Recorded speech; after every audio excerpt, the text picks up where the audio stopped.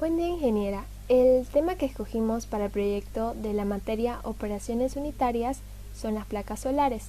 Nuestro grupo está conformado por Justin Meschwitz, Daniel Soria, Rolando Zavala y mi persona, Gina Brañez. Este proyecto surge con la necesidad de analizar y describir los factores que intervienen para el funcionamiento de un tipo de operación unitaria como la transformación de calor, en nuestro caso las placas o paneles solares, un dispositivo que nos proporciona energía limpia y renovable. Por operación unitaria a un proceso químico que busca modificar fundamentalmente la composición mediante procesos físicos y físico-químicos. El término de operaciones unitarias fue introducido por Arthur Little en 1915 en Estados Unidos. Él se basó en dos ideas fundamentales: la identificación de la personalidad científica de la ingeniería química y la estructura de sus planes de estudio. Todo esto con el fin de explicar los procesos de la química industrial. Tenemos 5 clases de operaciones unitarias, las cuales son los procesos de flujo de fluidos. Este incluye el transporte de fluidos, la filtración y la fluidización de sólidos. Los procesos de transferencia de calor, que incluyen la evaporación e intercambio de calor. Y también están los procesos de transferencia de masa, incluyendo absorción de gases, destilación, extracción, absorción y secado. También tenemos a los procesos termodinámicos. Estos incluyen la refrigeración y la coefacción de gases. Y por último tenemos a los procesos mecánicos, que incluyen el transporte de sólidos, trituración, tamizado y pulverización. La transferencia de calor es un proceso por el que se intercambia energía en forma de calor entre distintos cuerpos o entre diferentes partes de un mismo cuerpo que están a distinta temperatura. La transferencia de calor siempre ocurre de un cuerpo más caliente a uno más frío, como resultado de la ley cero de termodinámica. Entre los objetivos de nuestro proyecto están de lograr las conexiones correctas de los aparatos que logren convertir de energía solar a eléctrica. Están el panel solar, la batería de 7 amperes, el inversor. Lograr el funcionamiento eficaz del equipo. Aprovechar la energía limpia generada, dar a conocer los datos termodinámicos que demuestra el trabajo y trabajar con ellos en problemas de la materia aplicando las leyes correspondientes, y conocer las ventajas y desventajas de usar la energía solar como productor de energía. Continuando con la explicación, en el fundamento teórico podemos ver que las energías renovables son aquellas que se producen de forma continua y son inagotables a escala humana. Se renuevan continuamente, a diferencia de los combustibles fósiles, de los que existe una determinada cantidades o reservas agotables en un plazo más o menos determinado. Las energías renovables son las que provienen de fuentes que utilizan recursos que están presentes de forma natural en el medio y en que se consideran como inagotables o se pueden renovar. Estas energías pueden ser la energía solar, que proviene del sol, la energía hidráulica, que proviene de los ríos, la energía geotérmica, que viene del centro de la Tierra, el calor de la Tierra, la energía eólica, que viene del viento, la energía biomasa, que viene de los materiales orgánicos, y la energía mareomotriz, que viene de los mares u océanos. En este caso vamos a hablar sobre la energía solar. Es una de las energías más sustentables, ya que esta proviene directamente del sol, que se transforma en un recurso inagotable, que puede llegar a ser usada a cualquier lugar y de diversas formas que según convengan. Los métodos para la captura de energía solar son: método directo. Aquí la transformación del flujo luminoso emitido por el sol se realiza por una sola vez para ser utilizable por el ser humano. En el método indirecto se producen 2 o más transformaciones para que se logre adquirir o generar una energía utilizable. En el método fotovoltaico, aquí podemos ver que se utiliza una especie de celdas eléctricas donde aquí reaccionan con la luz solar, donde la luz solar va a ser transformada en energía utilizable. Y por último, las termosolares funcionan básicamente por el calentamiento que produce el sol en los fluidos a una temperatura de 500 grados centígrados. Fotovoltaica. Uno de los principales avances en esta generación de la energía ha sido el aumento de la capacidad de la producción en este recurso. Una importante ventaja de la tecnología fotovoltaica es la larga vida útil de la que se dispone. El principal componente de las celdas es el silicio cristalino, que es un elemento que se encuentra en casi cualquier parte del planeta y tiene un gran potencial para ser usado. Las ventajas que podemos denotar en los paneles fotovoltaicos es que su uso no produce vibraciones, no emite ruidos y no hay emisión de contaminantes durante todo su trabajo. Fotovoltaicos. Se produce el momento en que los fotones transmiten energía a los electrones del semiconductor mediante la inducción de un flujo de luz. Como podemos ver en la gráfica, tenemos que rayos solares chocan con la placa, alterando la interfase y estimulan a los átomos de la placa positiva para que liberen electrones, y así hay una circulación de energía mediante estas células. Denominamos igual sistemas fotovoltaicos de distintos tipos. Vamos a empezar con los que son autónomos y conectados a la red. Son ideales para lugares vulnerables, como ser zonas rurales y zonas que se encuentran geográficamente ubicadas y consideradas o aisladas. Tenemos los esquemas básicos de una instalación FB autónomo, que son los módulos fotovoltaicos, un inversor de conexión de red, dispositivos de intercambio en la red eléctrica y un contador de energía bidireccional, que es el que convierte el tipo de energía que produce el panel solar. Esquema de instalación básico de un FB conectado a una red. ¿En qué nos ayudan estos tipos de FB? Se puede disminuir la pérdida de energía en cuanto a la transmisión y distribución de la misma. Presentan inversores de formas sustentables u progresivas en un sistema modular. La energía de estos sistemas puede suministrarse, depende únicamente de la potencia conectada que pida o del panel que adquiramos y de la radiación que se absorbe en diferentes áreas del módulo. Potencia de una célula solar. Las diferentes conexiones en las que deben estar las células son las siguientes. Tenemos dos modelos que vienen haciendo las conexiones en serie y las conexiones en paralelo. Las conexiones en serie son aquellas que aumentan la tensión entre los terminales de una célula equivalente, y las conexiones en paralelo se aumenta la intensidad de todo el conjunto en la conexión. Bueno, la instalación de un panel solar dependen de dos partes, del panel fotovoltaico y del regulador. Bueno, el panel fotovoltaico cumple la función de transformar la energía solar en energía eléctrica a través de celdas fotovoltaicas.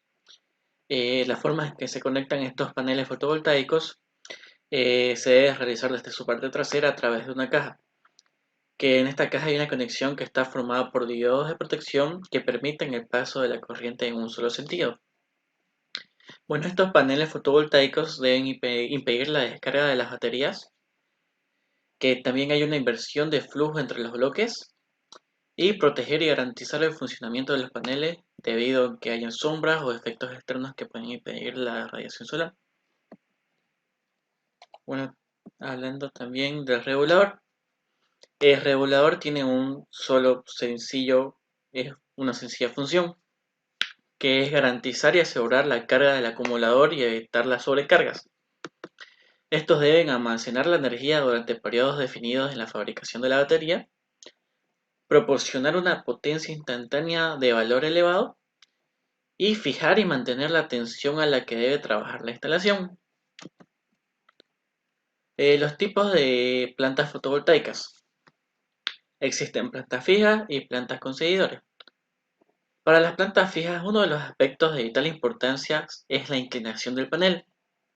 Esta deberá estar de acuerdo a la altitud de donde está el panel en sí, para que así pueda ser aprovechado durante todo el año. Las plantas con seguidores, estas plantas se usan principalmente para obtener un seguimiento muy exacto del Sol, mediante uno o dos seguidores. Es muy adecuada para lugares en los que su radiación es variable, más o menos entre una radiación media y alta. Los costos de uso de energía solar fotovoltaica, su costo puede oscilar entre unos $3.500 a $7.000 por cada kilowatt instalado. Estos costos dependen principalmente de los costos por instalación y el valor de los paneles. Entre los principales costos y elementos tenemos el sistema de captación. Estos son incluidas su instalación, que vendrá dado en su función de su potencia. Los sistemas de regulación, que estará determinado de acuerdo al número de módulos fotovoltaicos.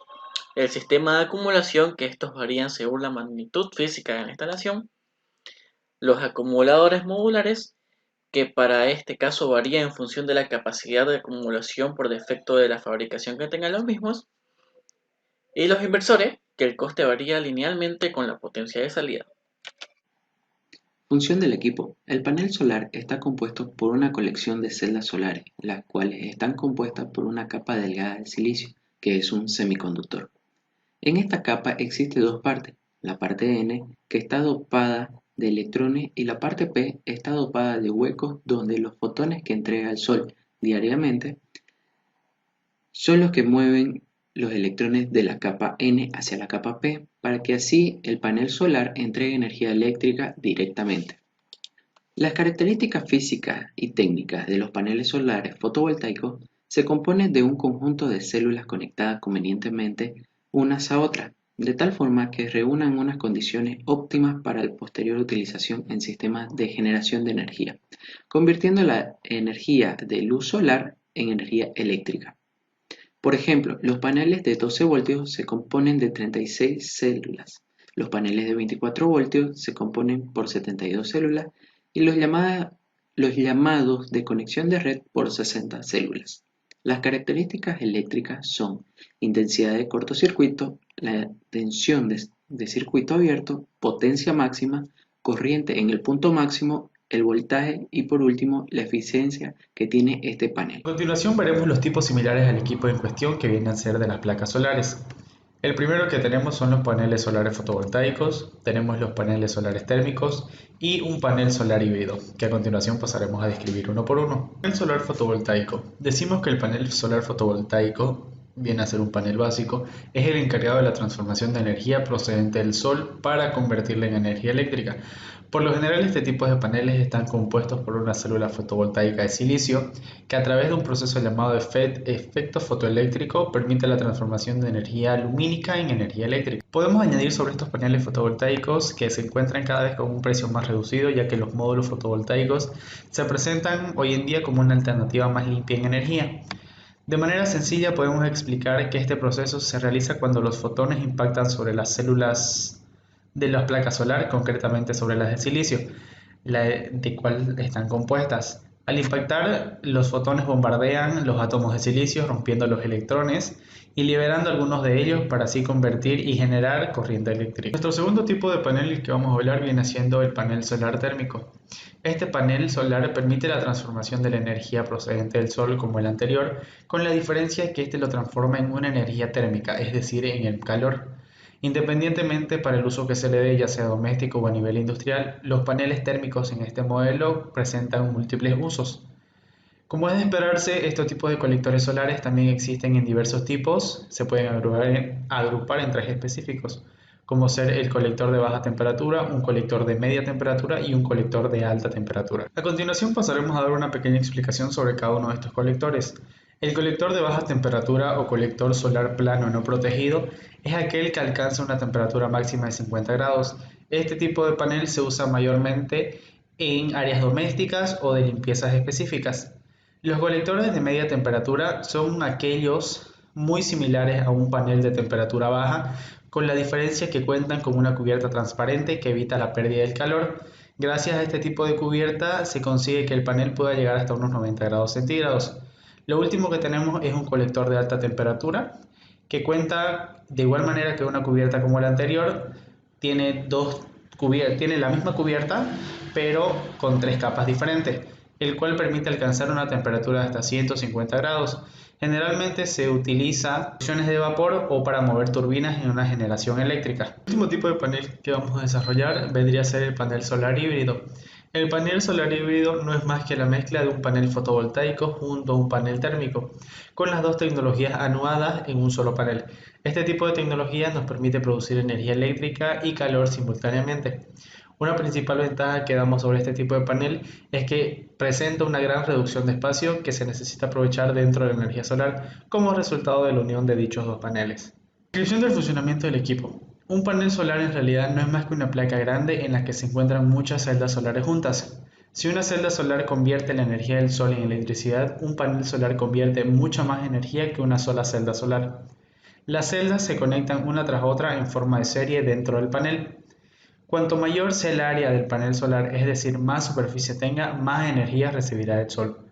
Más celdas tendrá y más electricidad podrá generar de igual manera. En este punto vamos a hablar un poco sobre las celdas solares fotovoltaicas. Decimos que las celdas solares fotovoltaicas son pequeñas células hechas de silicio cristalino, como ya se lo había mencionado, o en algunos casos de arseniuro de galio.